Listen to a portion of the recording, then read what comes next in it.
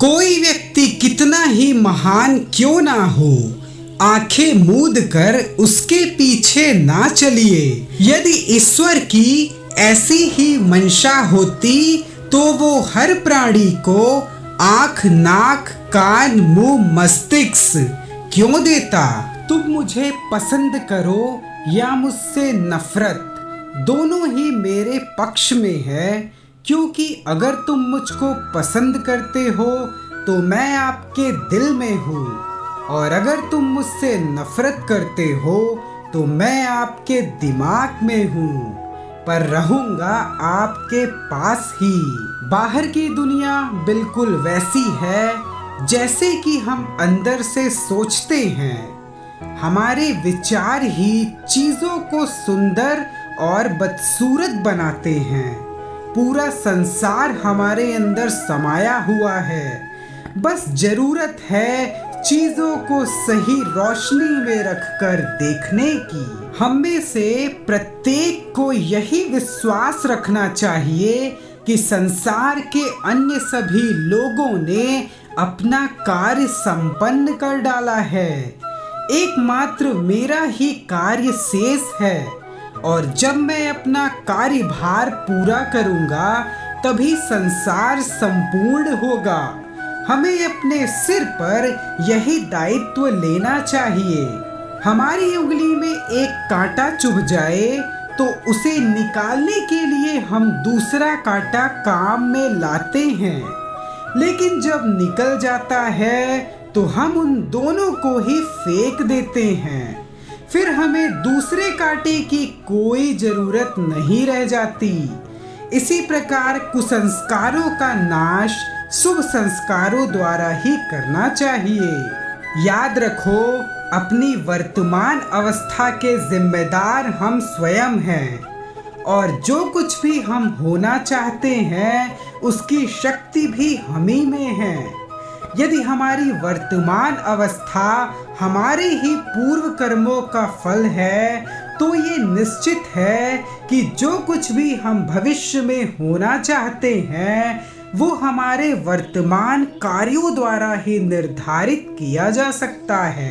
प्रेम विस्तार है, स्वार्थ संकुचन है, इसलिए प्रेम जीवन का सिद्धांत है।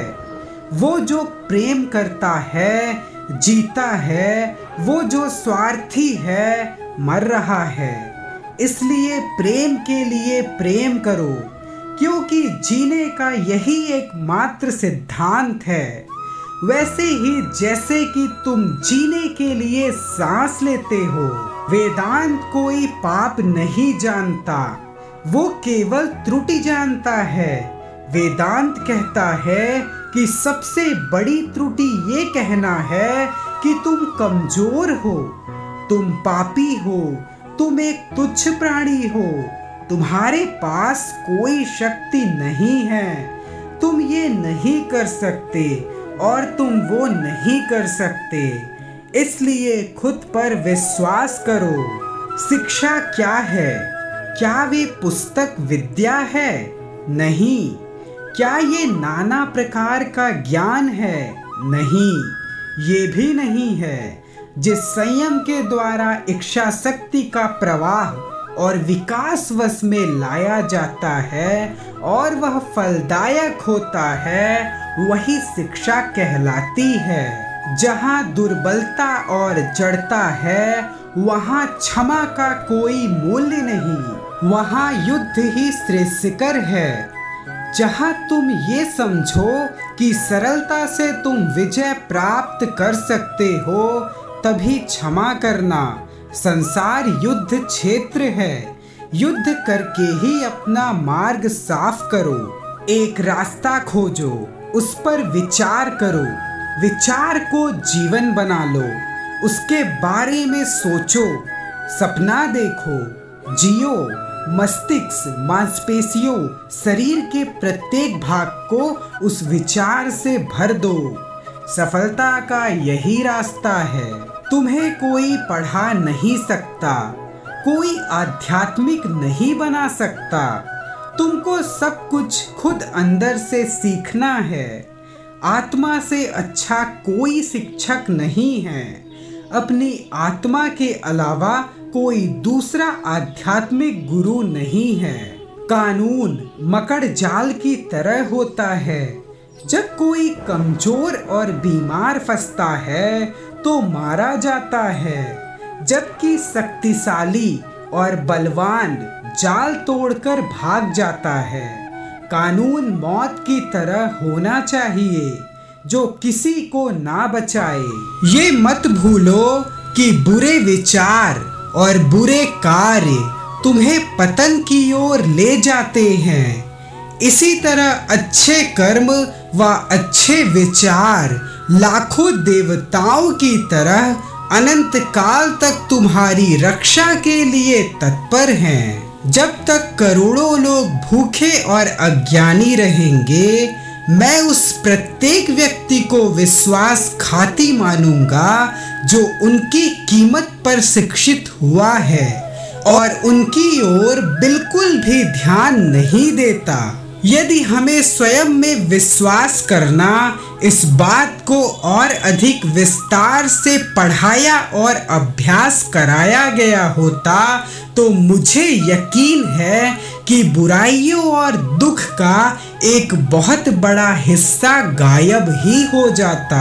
अच्छे अभिप्राय, निष्कपटता और अनंत प्रेम विश्व को जीत सकते हैं।